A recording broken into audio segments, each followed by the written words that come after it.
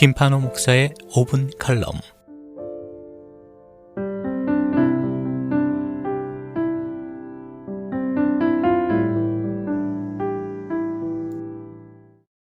나무꾼 두 사람이 숲으로 들어가 아침부터 저녁까지 나무를 찍는 작업을 했습니다. 아침부터 저녁까지 한 사람은 점심도 급히 먹고 쉬지 않고 부지런히 나무를 찍었습니다.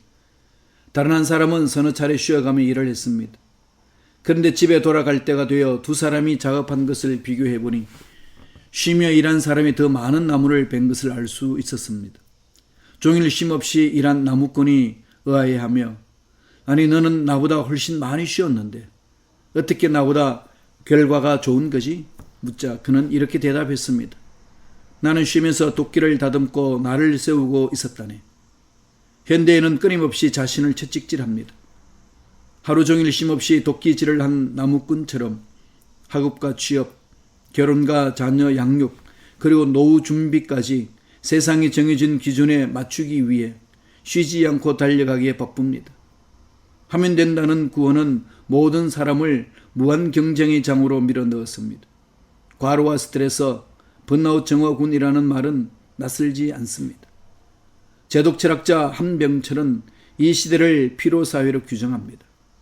능력주의의 과잉 경쟁 논리를 내면화한 현대인은 외부의 시선이 없이도 스스로를 착취하게 되었다고 말합니다.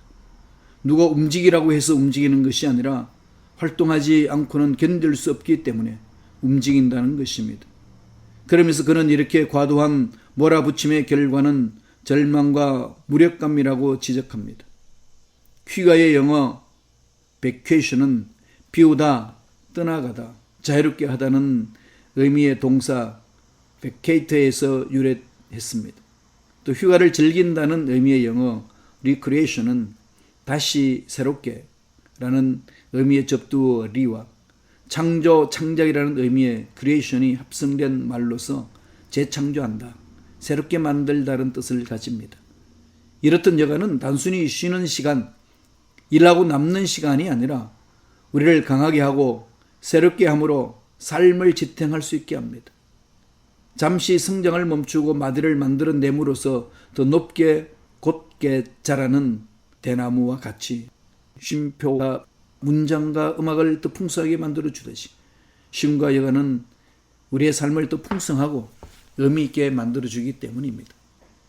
그래서 일찍이 철학자 파스칼은 이렇게 말했습니다. 인간의 모든 불행은 단 한 가지, 고요한 방에 들어가 앉아 휴식할 줄 모른 데서 비롯된다. 성경의 첫 책 창세기는 창조의 일을 모두 마치고 안식을 취하시는 하나님의 모습을 기록하고 있습니다. 또 하나님은 생명의 위협을 느끼고 멀리 도망한 엘리야 선지자에게 떡과 물을 주시고 쉼을 갖게 하셨습니다. 예수님 역시 쉼의 중요성을 잘 아셨습니다. 주님은 제자들에게 따로 한적한 곳으로 가 쉼을 가지라 하셨습니다.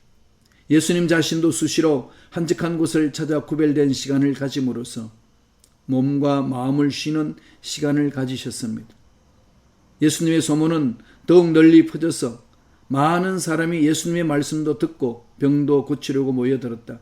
그러나 예수님은 자주 조용한 곳으로 가셔서 기도하셨다는 성경 말씀은 쉼의 중요성을 잘 보여줍니다. 우리에게도 이런 시간이 필요합니다.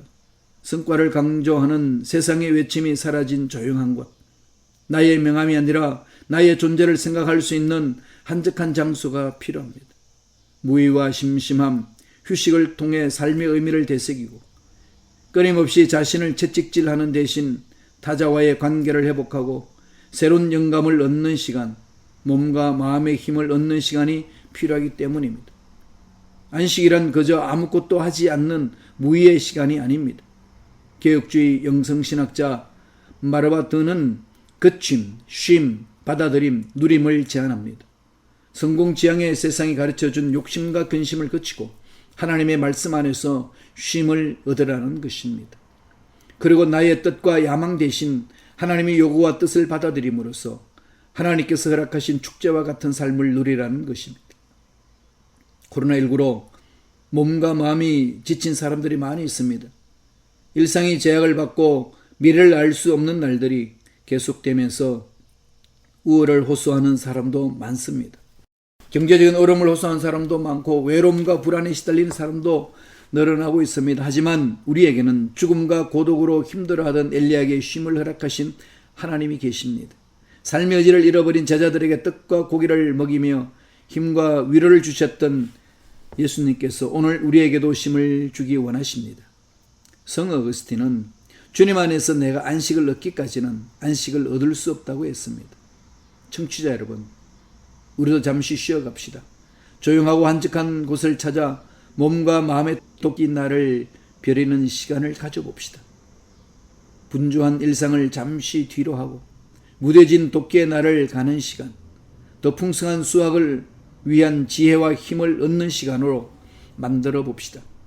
그래야 어거스틴이 경험한 참된 안식, 하나님 안에서 누리는 참된 쉼을 누리며 살아가는 우리가 됩시다.